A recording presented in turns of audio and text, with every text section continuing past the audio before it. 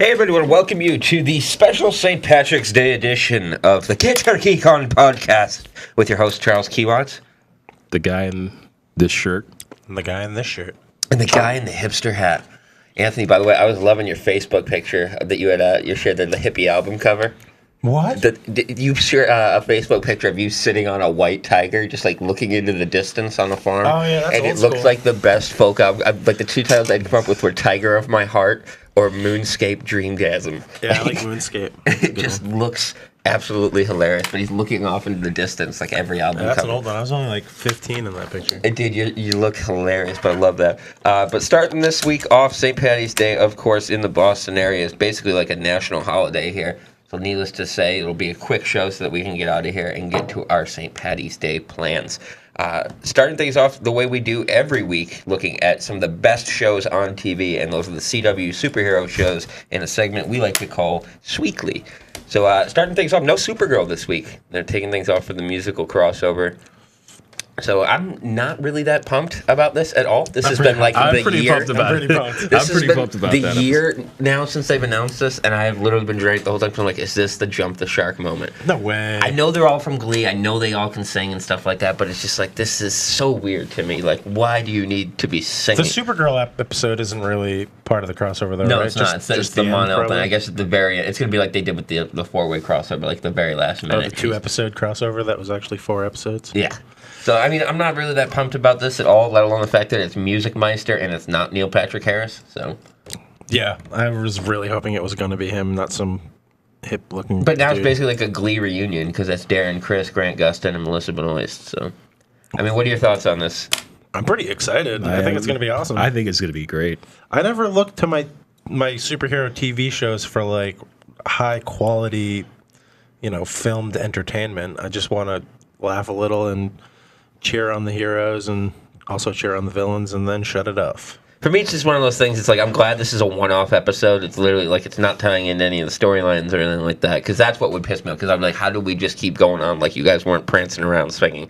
Which, if you saw Legends of Tomorrow this week, like Victor Garber has this little moment where he's singing the song from Beetlejuice. Yeah. A Daylight Cut, like that one. But it's just Banana Boat song. I hate musicals. Like, that's why I won't even go see Beauty and the Beast, because it's got like 3 songs in it, and I cannot stand singing in movies. So, I don't know. I'm really not looking forward to this at all. It's going to be, like, just gritting my teeth to get through it. Because I'm going to watch it, obviously. We're going to watch, but... So you guys are going to be sitting there with bated breath? You're going to be singing along? Are you going to get the sing-along version, Robert? No. I just want to see it because I'll be one of those guys who said I thought Glee was pretty cool for the time that it was in. And you watched... Wait, you're admitting that on tape? I'm admitting that on camera. I watched Glee. You heard it here, folks. I have the documents right here. Robert Dokes is a closet Glee fanatic. I applaud your bravery, sir. So, and just to I thought see... you were going to back him up. He said, no. I am backing him up. What a bold choice. So, because it was good television for the time that it was on before it jumped the shark, when it was like, okay, when are you going to get to this sectional thing? We're going to keep going? Okay. So, I'm looking forward to it. It's by far one of the episodes that I've been looking forward to. I feel like I don't even know Same you guys here. anymore. Last week it was Fast and the Furious. Now it's Glee. It's like, who are you people? Listen, this week it's Fast and the Furious 2, pal. Oh, God. It always is. But I'm kind of excited for it because I just watched through all of Crazy Ex-Girlfriend on the CW, and that's a musical.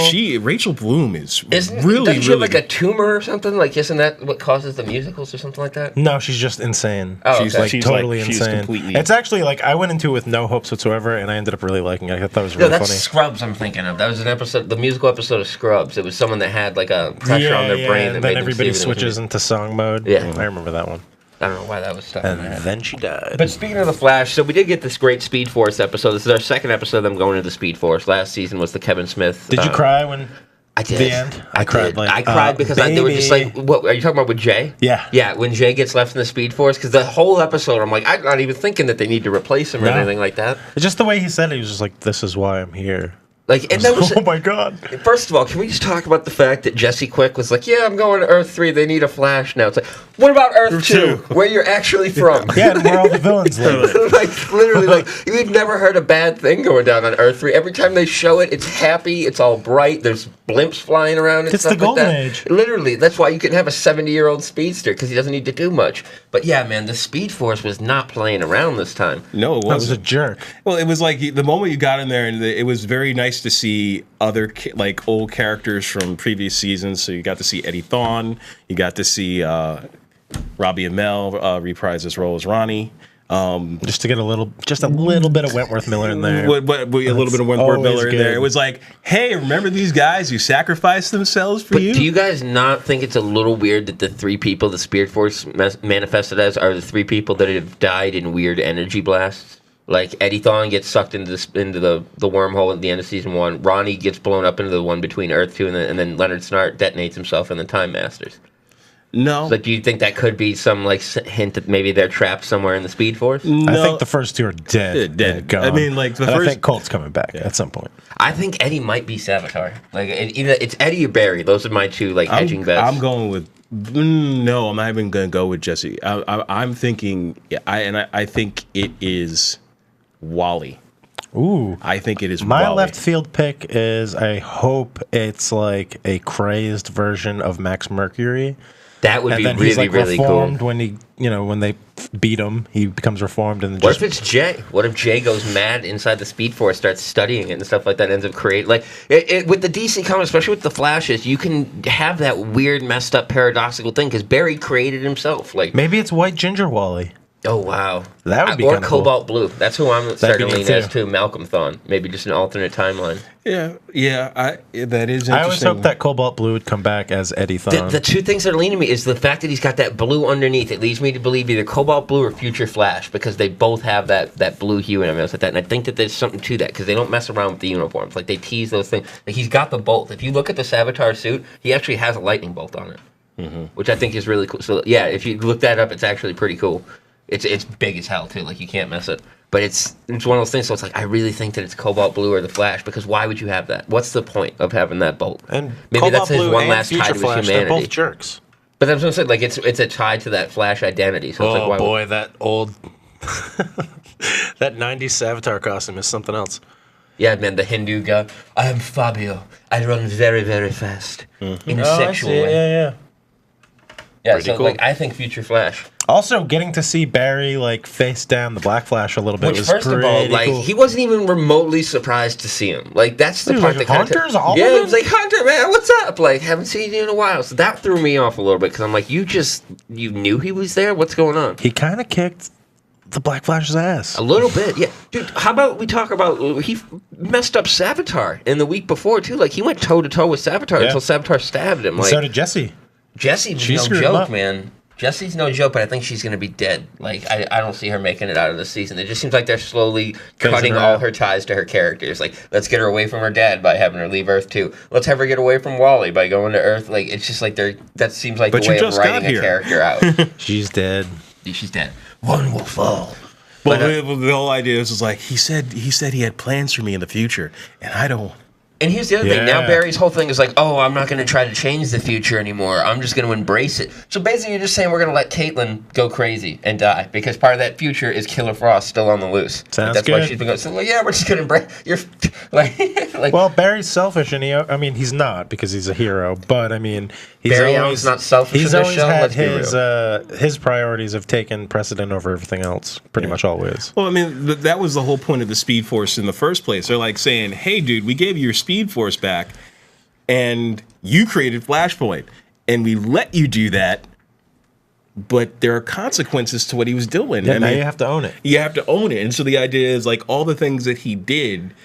they also really make it seem weird too. Like the Speed Force has a very special relationship with Barry as compared to the other speedsters and stuff I also like think that. it was kind of yanking him around because they were like, "We're not going to let you go in that door." We're going to Flash." totally let you do it. Like. Oh yeah, they were like, well, "You better not, don't do it." And he's just like, "Okay." It just reminds me Let him of a bad parent or something like that. You better not go in that couch. Also, what is up with Barry building that hell prison? That is torturous. That's the thing. Why I think it might be him, because maybe he himself went crazy. Like he would. And let us not forget that we do have a message from Barry himself in the future saying, you can't "Don't trust me." Here's my whole thinking why I think it could be future Barry and why he created that prison, because of the whole paradoxical thing. Like he can't kill himself because of like the ramifications for the Speed Force and stuff like that. So what's the best thing to do? Build a prison inside the Speed Force, the one place that he knows better than anywhere, the one place that he knows that the dude can't get out.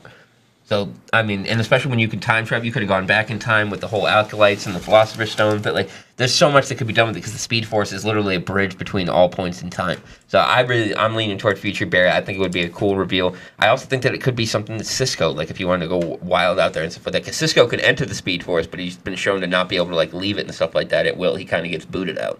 So, I don't know. There's, I like it that as to Also, how awesome is it that Cisco can just pop into the Speed Force? like, which it should like if it there was was anyone in the nothing. you can't do that in the comics. You No. get ripped up. Like You can't really. Barry can't even really go into the Speed Force in the comics. it's ridiculous. But I love the fact that like Barry seems to just have like a one-way ticket. Like he can just be like, yeah, man, I'm going in like Hogwarts Express style. Yeah. Which it's funny because if you see how they get into the speed, like you basically have to be disintegrated to get into it. But then Barry just pops in and out like it's nobody's business. He's got that sweet vibe. But I love how they kept Wally in there for all of 16 minutes. Like it was ridiculous. How like I thought it was going to be a big deal. Like let's lose Wally for 2 seasons. You know what I mean? Bring him back. No. No, that's not.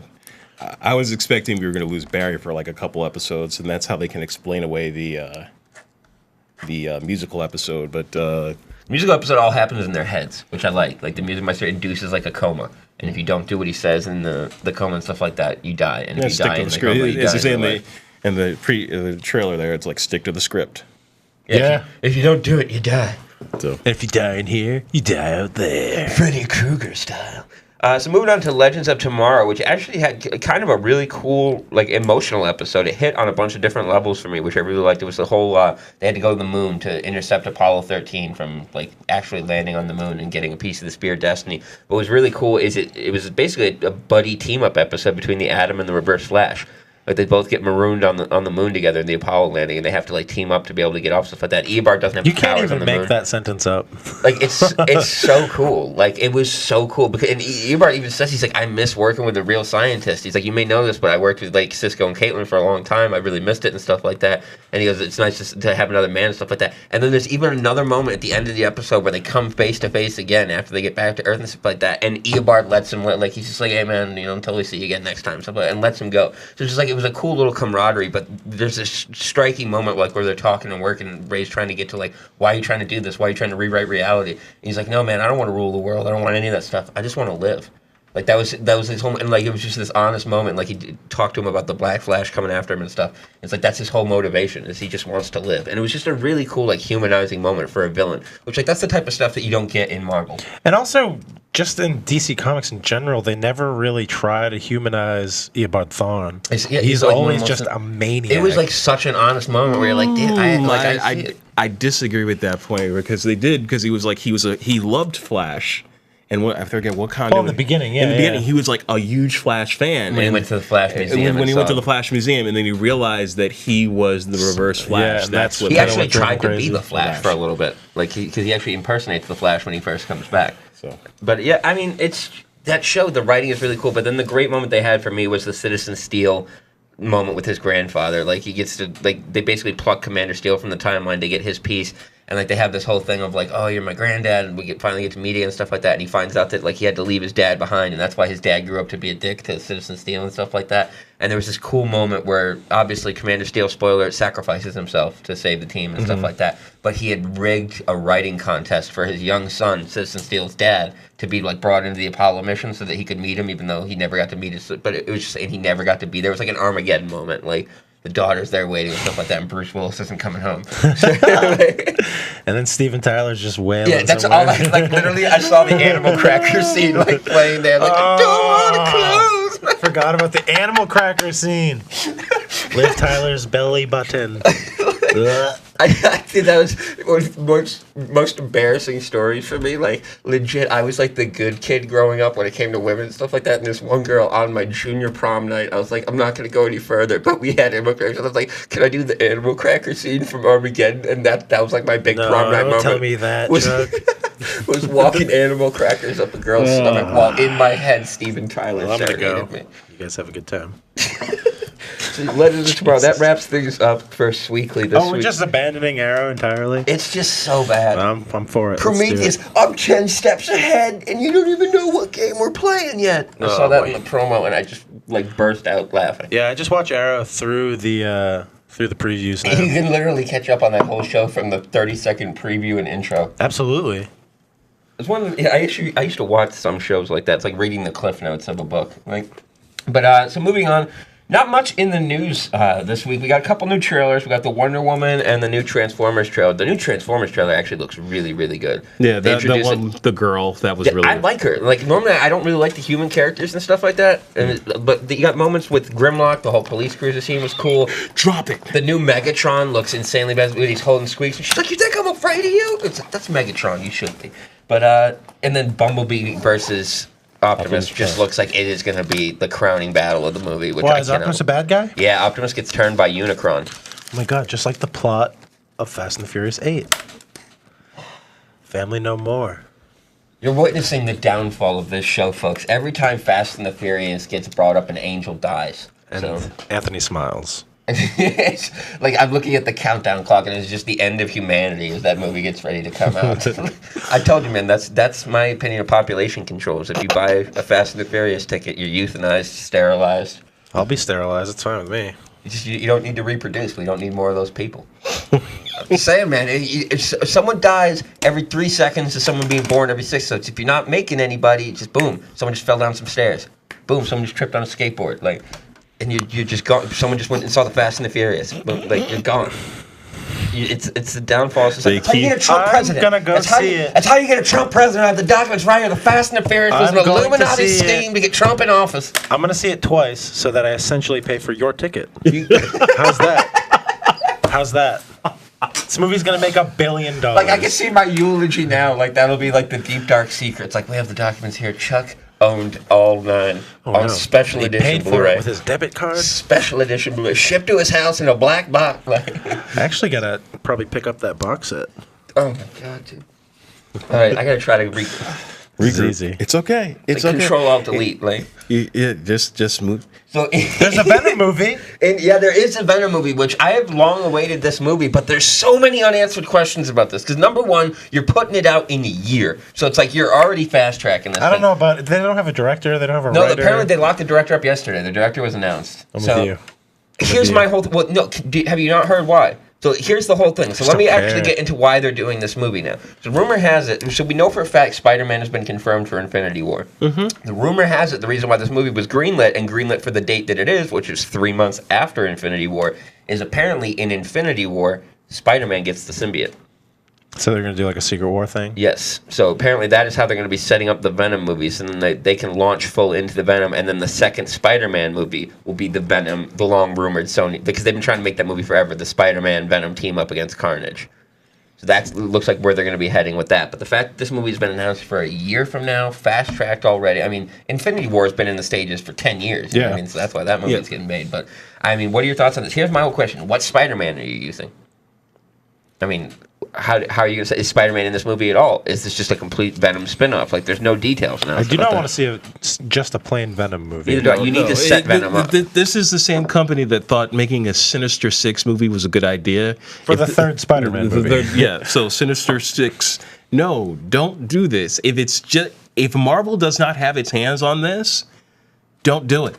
If they're not paying for it, just stop. Yeah. I'm with you. I mean, like, it's just I think it's too early for Venom anyways. Like, especially with this Spider-Man, because he's too young. Yeah, I mean, he hasn't even fought Doc Ock.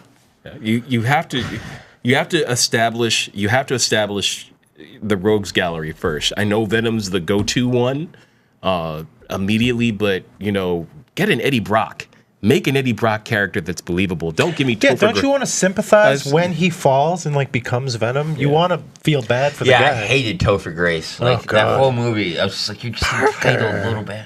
Yeah, it was just like you can't. You need to build that over a course of films, and that's so when it does fall, like they did with Doctor Strange. Spoilers: Baron Mordo's going to the dark side. But but that's the thing. Like, Baron Mordo. It's not even really because he's like an anti-hero. He's not really going to the dark side. He's of the whole thing of like.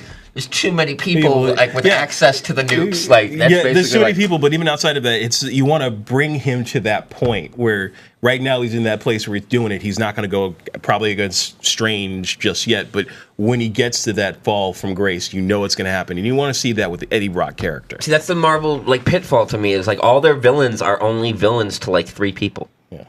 Like Baron Mordo has no beef against you and me. Like hours. he'll sit there eating a pastrami sandwich and walk by you and me like it's nothing. You know what I mean? We're not, but it's just like that's how every villain. The Purple Man, who was the best villain Marvel's ever had, was a villain to one person. He messed with a bunch of other people to get to that one person. But I'm just saying, like, Venom is one of the most terrifying villains to me because it's like that whole loss of control and embracing the dark side of a person's personality. But not pumped about it. I can tell you that much. No, I'm not. I mean, it's the idea is again Sony's failure to launch is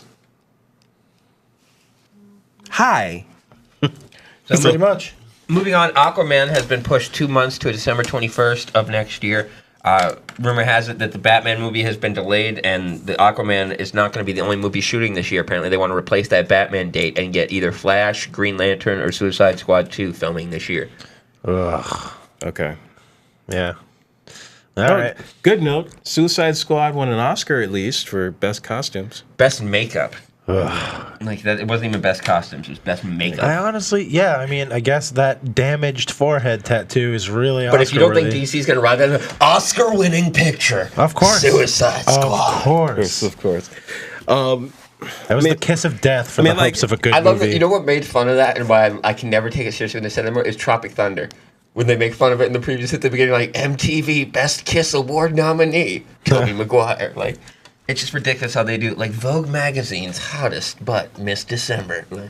But I'm not looking forward to it at all. Aquaman, I could really care less about that movie. Like it's just. I want to see. I'll be honest, like, because Jason Momoa was on. It was Jimmy Kimmel like a few weeks ago, and if he had been cast for this role for like 5 years, You couldn't tell anyone. and he couldn't tell anybody. So, I mean, like, we got Batflack, So that shows to me that there is planning involved. But the problem I have is that I really want to see his take on Aquaman. I do. I just wish they'd get David Goyer off like the head of the writing squad over at DC. Just I'm so tired of him.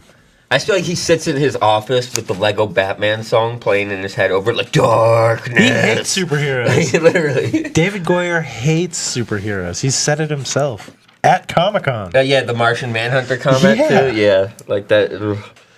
But rumor has it that Matthew Vaughn of Kingsman fame has been circled to do Man of Steel 2, which I'm actually excited about. I like his directing style. He did X-Men First Class as well. So. He did Kick-Ass too. Yeah, Kick-Ass, which is one of my favorite movies. I love the comics for those as well. Those are like so underrated. that's going to be interesting. Because that's. I'm thinking about Warner Brothers, and I'm thinking about him directing his movie his way. Yeah, no.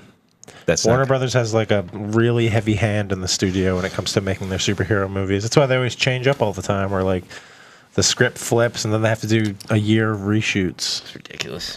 Happens every time. So, in other news, renewal season is upon us, where the fate of shows is balanced by the networks, cancel or go. And we have good news that Legion has been renewed for season 2. Are you guys watching Legion? Haven't checked it out yet. Dude, Shadow King is no joke. Is it good? Shadow King, Jermaine Clement is incredible. No way. Yeah, oh, dude, he plays like one of the world's most powerful psychics. Really? So good. I like him. Aubrey Plaza is incredible. Like, it is so cerebral and so completely different from anything you've ever seen in a superhero show. Like, it is, like, they just find new ways to hook in the story. And it's like, you'll go through 40 minutes of this episode, you'd be like, this is just like a Jackson Pollock vomit, just like bleh, what are you putting together? And then you just see how these pieces come this together. is a Jackson Pollock. And now they're talking about Patrick Stewart is apparently like good to go for a cameo as Professor X, because they just dropped the Professor X bomb this week. Like, I know your real father, like the guy that gave you, like. So it's just incredible. But his superpowers, they're just manifested. Does it tie into the movies? So cool. It's in that universe. Yeah. Huh. So Alrighty. it's Or just multiverse. crazy the way that they're like doing it. So basically, the Shadow King has like latched onto him since he was a baby and manipulates his powers and stuff like that for his own good. Because like this is after Professor X fought the Shadow King and he lost his body, so he was just adrift in the astral plane until David Haller was born. So it's absolutely incredible show. I'm really excited that it got a season 2. It's weirdly dark for anything you've seen in superhero shows. No, too. for the time slot. No, that's. F-bombs galore on that show. Yeah, too, which I love. I'm not surprised.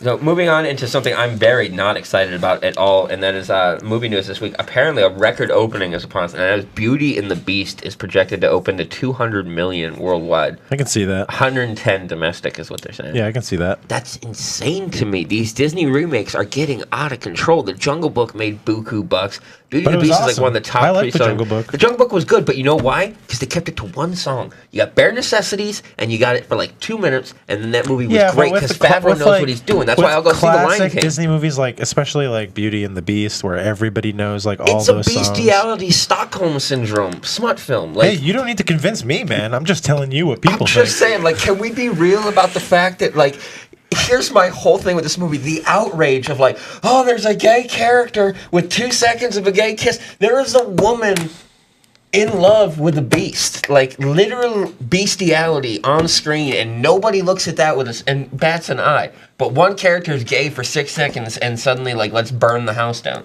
I can't grasp that, and it literally is Stockholm syndrome. It's like that movie Passengers. Like, it's just insane to me that that's a movie, let alone a movie that got remade and like, let's go see it, kids. And it puts in that, like, in this hashtag feminist, hashtag equality world, like, let's put the damsel in distress movie on the highlight again. And what pisses me off even more is there's a whole generation of children that are going to grow up with Emma Watson as Belle and not Hermione. And that, to me, is a travesty. Oh, they'll see it. How dare you be 2 iconic characters, Magneto and Gandalf? Like, Well, you realize he's also in this movie too. So let's just go. Oh, he is in this movie. Yeah, too. he's Cogsworth. Cogsworth. He is Cogsworth. You have Obi-Wan Kenobi. Let's just go with it. No, but come on, man. That's a mic. That's like Ian McKellen could just like mic drop at this point. Like, That's great. You have Obi-Wan Kenobi in this film. Ewan McGregor. You have Gandalf, Magneto in this film. You do have Legion in this film. you have Bard in this film as Gaston, representing the hill people. Yeah. Not looking forward to this at all. One movie I'm not looking forward to at all, let alone 4 more of them, is Avatar. Yeah. Which, no Who surprise, this cares? week was delayed yet again. Literally every year For for the another past 5 years? 7 years, they've been like, Avatar's coming. No, it's not, man. We got to push it back. It's coming, but we're going to That's make. the thing. That's the thing. Is Who their cares? way of getting out of the release date pushes for the past couple of years have been announcing another one. First, it was Avatar 2, and they're like, all right, we're pushing that back, but we're going to make Avatar 2 and 3. It's like, oh, we're pushing Avatar 2 and 3 back because we're making 2, 3, and 4. And now it's like, oh, we're pushing 2 back because we're making 2, 3, 4, and 5. It's like, no one cares at this point. Nobody cares. Yeah. Who is honestly going to go see 4 more of those movies? Would you honestly? Could you honestly the say last you're one even came hyped out like for more? 6-7 years ago? Dances was More no than that? 10 years. It's going to be 10 years now by the time they start shooting. Great. They're scheduled to start shooting in October, I guess, and stuff like that. December it'll be 10 years. So you got to then figure, again- like, James Cameron likes, doing, Cameron. likes doing underwater photography more than he Yeah, actually. the likes whole film. second movie, I guess, is supposed to be underwater. So yeah, of course, because he likes shooting. Ever since he did. It's nothing like putting blue cats underwater. Yeah. It's just who what's cares? the point at this? And they're still going to make buku bucks. Like, it's ridiculous. Well, again, but this is where we go back to the idea of the generational thing. Now you have people who have not seen this film. It's been out of the public eye for years. And it's such a played out story. It's Dances with Wolves. Like, it's Fern Gully. It's how many movies do you need to see? It's Pocahontas. It's Hook. Like, it's literally just these ridiculous played out storylines and stuff like that. The reason why that movie made so much is because it was revolutionary for the 3D and for the CGI. Yeah. And that, let's be real. Nobody was praising that movie for the storyline. Nobody was like, it is revolutionary story. I've never seen dialogue like this. No. They were talking about the CGI and the 3D. I never actually saw it in I mean, it theaters. was I one of those basically people that Fern never- Gully. It is Fern Gully. That's why I was like, yeah, I saw this movie 20 years ago. It was called Fern Gully. And then South Park ripped it apart because they call it Dances with Smurfs. Yeah. Because it's like every time I hear Avatar now, I think Cartman. But yeah, so I'm not pumped at all, let alone for 4 of those movies. And I can't see how they're actually going to be able to pull that off. Do you really think we're ever going to see 4 Avatar sequels? No. I don't even want to see one. What are you going to do? What's different? Unobtainium. Unobtainium. unoriginal. Like that is unobtainium. That's what they called it. Slam, Cameron. Cameron Slamron. That's right, James Cameron. I'm calling You you smell out. smoke? Because somebody just got burned. Oh snap! Well, it's like, did you see Alex Jones challenged Alec Baldwin to a bare knuckle boxing match yesterday? I'm challenging right now. I'll cave in your jaw, Alec. I will leave you blooded and bathed in your own blood. I'll donate $1 million to charity of your own choice. Like literally, And like, Baldwin's just like, all right, let me count my that's, millions. what that's me. It's like, I'm calling you out, James Cameron. Let's go out $1 billion submarine grudge match on the hull of the Titanic. Last man standing. But so yeah, I'm not pumped for these movies at all. I'm not excited for this, let alone the Avatar Land that they're opening up at Disney, which who cares? which opens up next month. They're like, we're so excited, Avatar Land, blue cats for everybody. Like, God. that was Robert just like, shink, hustle, like just that Hinakari. Yeah, not looking forward to those at all this week. But moving on to one of our favorite news segments. As you all know here, me and Anthony are huge comic buffs, and we want to get you guys out and reading Robert every hates week. them. Robert Robert hates hates comics. comic books. I don't hate comic He books. takes- I just That's a lie, read them. Robert. You checked in at a book burning not true. 1 week ago. I saw you throwing a copy of Crisis on Infinite Earths right in the No, bonfire. I love comic books. I just don't buy comic books. I get them online now. I'm sorry. I sold my soul to Amazon and Comixology.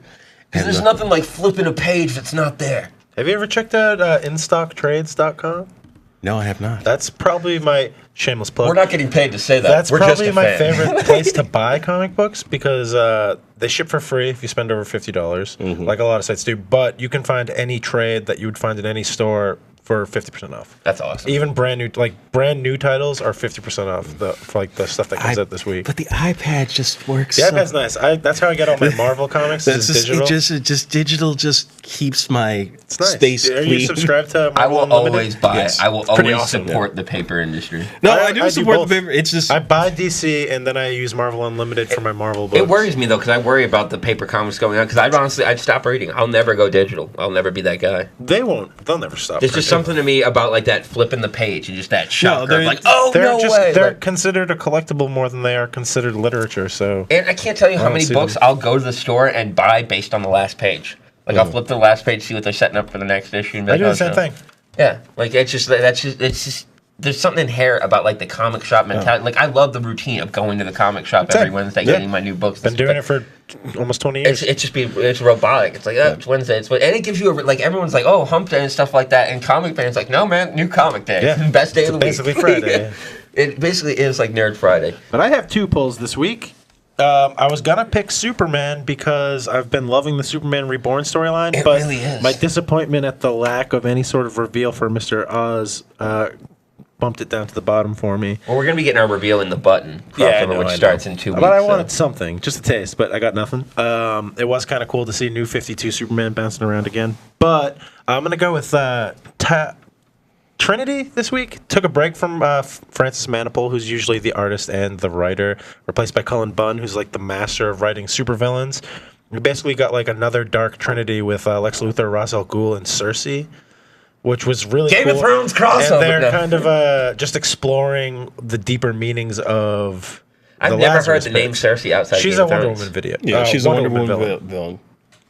She's a mystical, like she basically Hippolyta. She's the one that kills Steve Trevor originally, right? In the original stories, I'm pretty sure.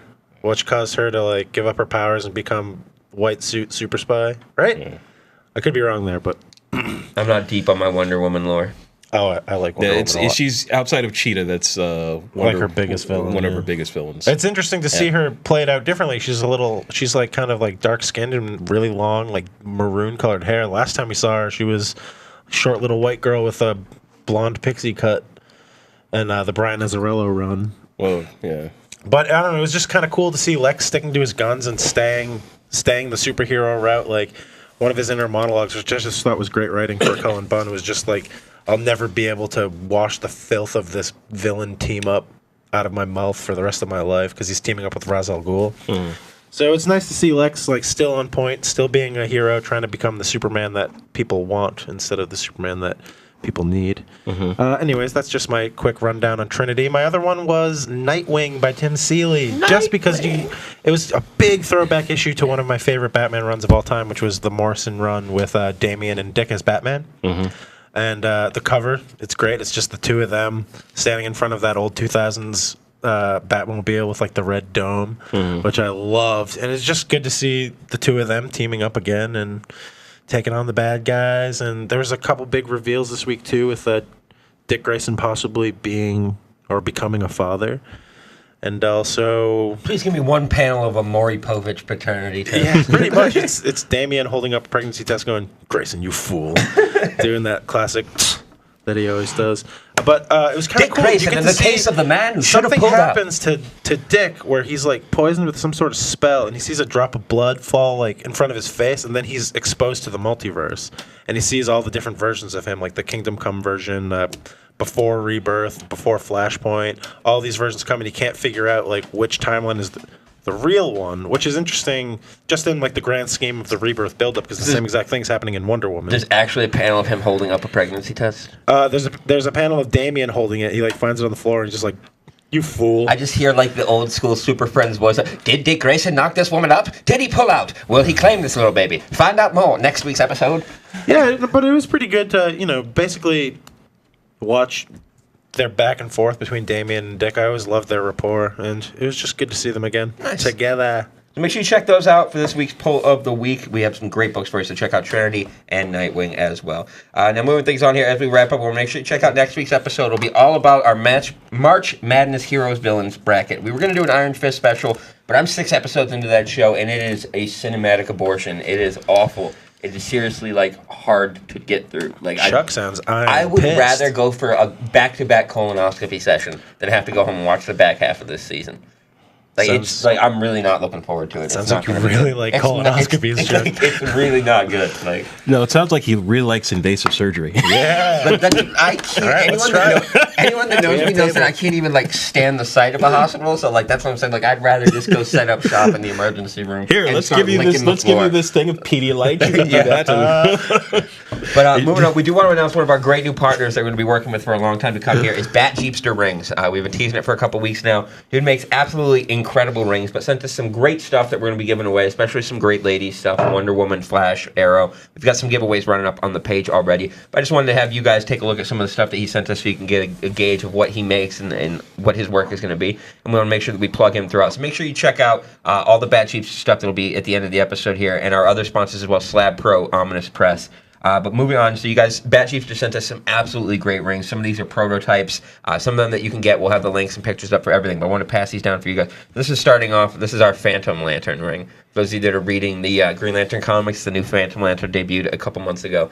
And this is the ring. You don't even have to worry about showing it to the camera. This is for you guys. Can you see it? I'll have pictures up of all those and stuff like that. They're all gold and silver too, which I really like. But I was talking to him last night, get to know his story. He's completely self-taught. Are these your size? Is this your size? No. That's huge. Yeah, that's huge. Wait till you see how big the Superman one is. This is the Man of Steel movie ring, which I absolutely love.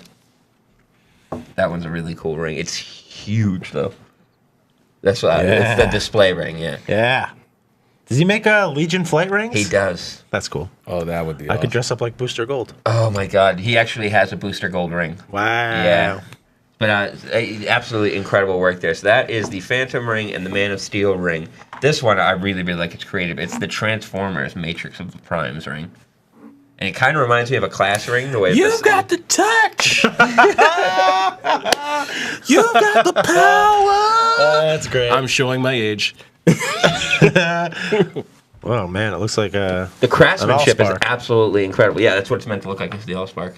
The craftsmanship is incredible. When you consider that he's completely self-taught. Started out making foil and plastic rings for cosplay, and then slowly learned how to do silversmithing and stuff like that. Next is the gift ring. I'm not sure if I'm going to keep this yet or actually give it away on the page. It is a Blue Lantern prototype silver ring. I actually like the movie-style rings, which we're going to get into. That's what I ordered for myself. But that's a great incognito ring for when you have to look professional. That to me looks like in a comic book what a lantern in 1 hiding would million wear. hopes. Well, no, if you look at the band, what I love with the lantern rings is he puts the symbol on the band, and like right there, I've literally just had flashes of And like on the inside. a Legends of Tomorrow episode of like them find, and that's how you find a lantern in hiding. Like he has like the tiny symbol engraved on his ring to be like incognito, but so people could still spot him. I really like the design. That's like an incognito lantern ring to will me. be well.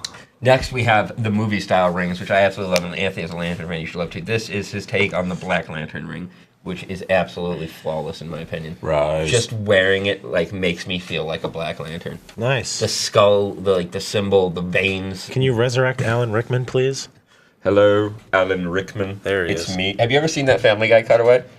This is worse than Alan Rickman's voice machine. It's like, hello, Alan Rickman. It's me, Alan Rickman, reminding you to tell that story about the frog at the party tonight.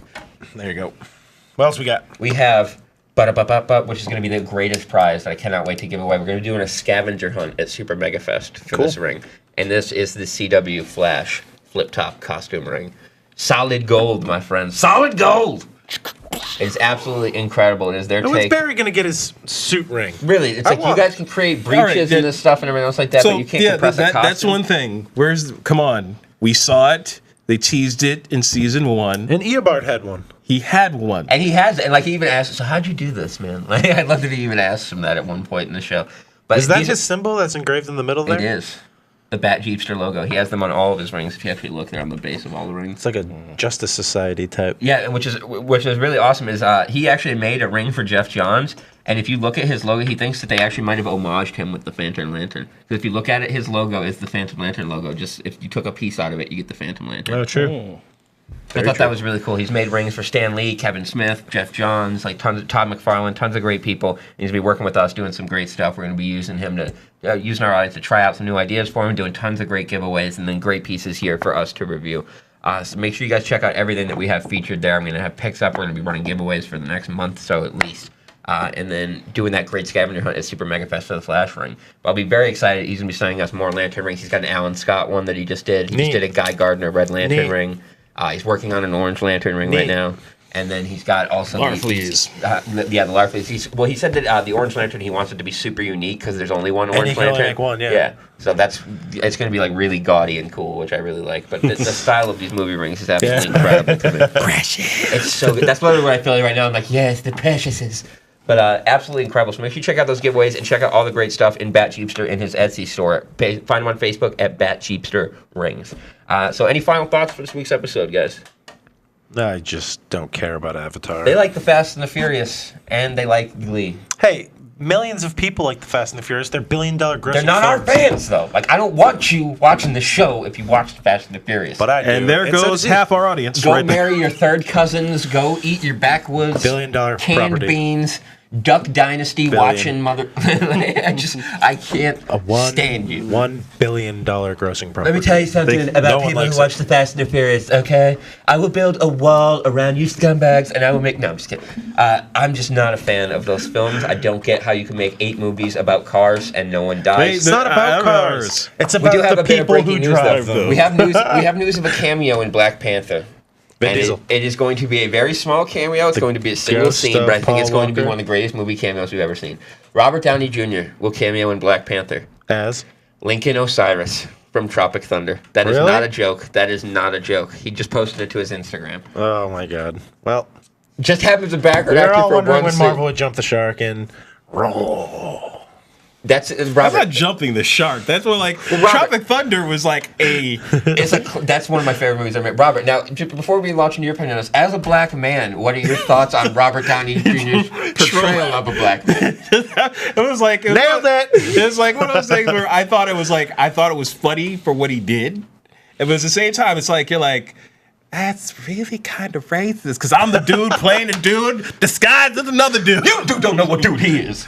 I don't drop character until the. That's why I love that movie the most, because he says that line, and then the DVD commentary, he does the whole thing as Lincoln Osiris. Yeah. Oh, really? It's the only commentary I've ever seen where it is funnier to watch the commentary with the movie than it is You to realize watch that's the movie. just to let you know, before even the Iron Man, that was one of the movies that brought Robert Downey Jr. back onto the Well, look at, like, if you actually watch the commentary, it's a completely different movie because he's commenting on his own. Like, even when they do the fake trailers at the beginning, he goes, look at me macking on Tobey Maguire, looking swole as a mother. Like, literally just comment, I'm acting so good right here, it's blowing my mind. Like, and Ben Stiller's trying to do serious comment. Like, in this shot here, we were trying to set up the explosion. They're just like, shut up, man, look at me right now, I'm on screen. Like, he literally says, like, he cuts people off like 20 times throughout the course. It's absolutely hilarious, but I look forward to seeing that for true.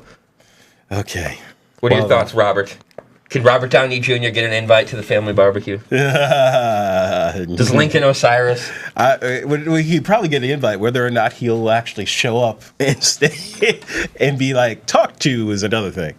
I think that is going to wrap things up for this week's episode of the Get Your Geek On podcast. Make sure you join us next week where we'll be going all through our March Madness heroes and villains brackets.